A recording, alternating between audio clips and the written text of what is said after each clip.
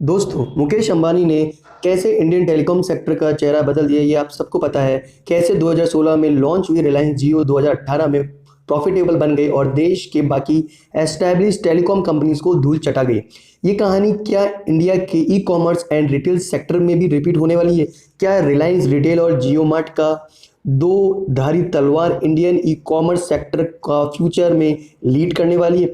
दिवाली 2020 के sales deal देखा जाए तो ये फिर आसानी से कह सकते हैं कि लड़ाई इस बार टक्कर वाली होने वाली है। अमेज़न और फ्लिपकार्ट इतनी आसानी से छोड़ने वाले नहीं हैं। कैसे और क्यों ये हो रहा है ये दिखाएंगे आपको आज के वीडियो में। पूरा वीडियो एंड तक जरूर देखिएगा और चैनल को सब्सक्राइब कीजिएगा। रिलायंस का मेन टारगेट क्या है? दोस्तों, एज अ इन्वेस्टर आपको पता होना चाहिए कि देश के जीडीपी में 6.4% का हिस्सा रखने वाली रिलायंस का फ्यूचर मूव क्या है और कैसे ये मूव्स आपको इम्पैक्ट करने वाला है। तो सबसे पहले ये बता दूं कि रिलायंस का बिजनेस शुरू हुआ था टेक्सटाइल इंडस्ट्री से, जो धीरूभाई अंबानी जी ने शुरू किया था। लेकिन उसके बाद उसका business oil and natural gas industry की तरफ गया और ऑयल रिफाइनरी का बिजनेस शुरू किया उन्होंने। मुकेश अंबानी का फोकस मगर पिछले 5 सालों में कुछ और रहा है। रिलायंस जियो के जरिए वो टेक्नोलॉजी सेक्टर में अपना पूरा लीडरशिप दिखा चुके हैं। रिलायंस जियो में लेटेस्ट 20 बिलियन का फंडिंग आई है, जिससे रिलायंस का वैल्यूएशन और मार्केट रिस्पेक्ट भी काफ़ी बड़ा है। उसके बाद रिलायंस और मुकेश अंबानी का दूसरा इंटरेस्ट रहा कि रिलायंस रिटेल पर, और उसमें भी पिछले 6 महीने में 6 बिलियन का फंडिंग आया है।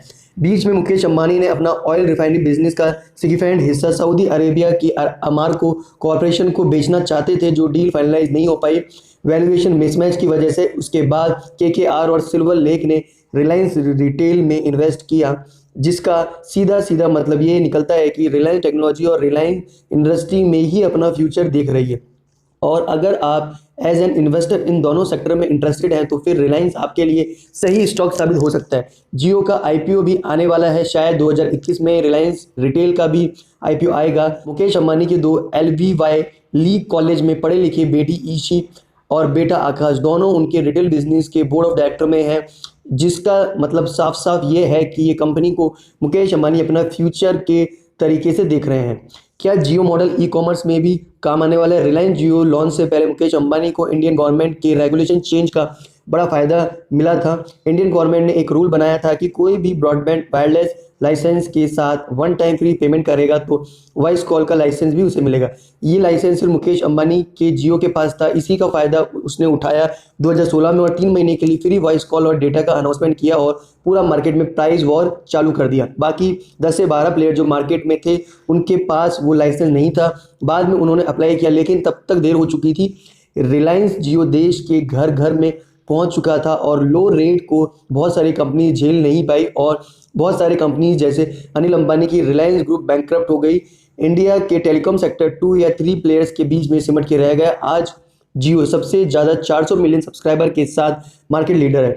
क्या ये अच्छा हुआ है? डेटा रेट्स बेहतर हुए हैं, लेकिन बहुत सारे लोगों का मानना है कि सर्विसेज खराब हुई है because lack of operating profit for telecom companies, क्योंकि प्राइस वॉर में इतना फेज है, सबकी एक्चुअल इनोवेशन के लिए पैसे है ही नहीं और इसलिए सर्विस क्वालिटी खराब हो रही है। लेकिन क्या ऐसा ही हाल ई कॉमर्स सेक्टर में भी होने वाला है? रिटेल वॉर दोस्तों, पूरा खेल पैसों का है, यानी जितना पैसा कंपनी इन्वेस्ट करेगी उतना पैसा और उतना ज़्यादा डिस्काउंट ऑफर कर पाएगी। रिलायंस के पास पैसों की कमी है नहीं, अगर नहीं है तो फिर अमेजन और फ्लिपकार्ट के पास भी, क्योंकि टेलीकॉम में लोकल प्लेयर थे जो रिलायंस के मनी पावर को संभाल नहीं पाए। लेकिन अमेजन एक बहुत ही बड़ा कंपनी है, उसका मालिक जेफ बेजोस दुनिया का सबसे अमीर आदमी है। वॉलमार्ट भी अमेरिका का ही बहुत बड़ा रिटेल चेन है और मालिक है, और उनके पास भी पैसों की कोई कमी नहीं है। लेकिन इस केस में इंडियन रेगुलेशन उनके खिलाफ है और रिलायंस के लिए फिर से हेल्पफुल है। जैसे कोई भी फॉरेन कंपनी इंडिया में 51% से ज़्यादा पार्टनरशिप में इन्वेंट्री नहीं रख सकती, वो भी inventory and store houses small item जिनका पॉपुलेशन एक लिमिट के अंदर है वहीं पर रखना पड़ेगा।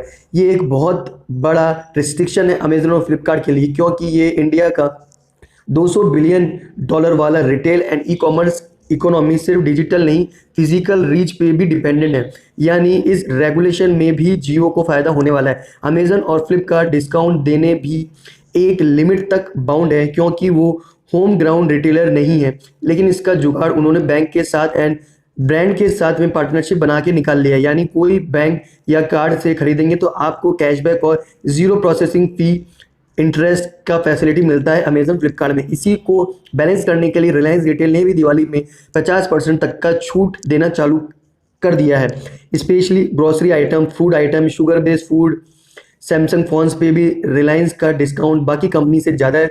और यही वजह है कि बहुत लोग मानते हैं कि grocery apps like big basket का धंधा अब रिलायंस आराम से बंद करवा देगा, या तो कुछ और दिन बाद ये सारे ऑनलाइन ग्रोसरी शॉप्स रिलायंस खरीद लेगा और अपने अंदर लाएगा।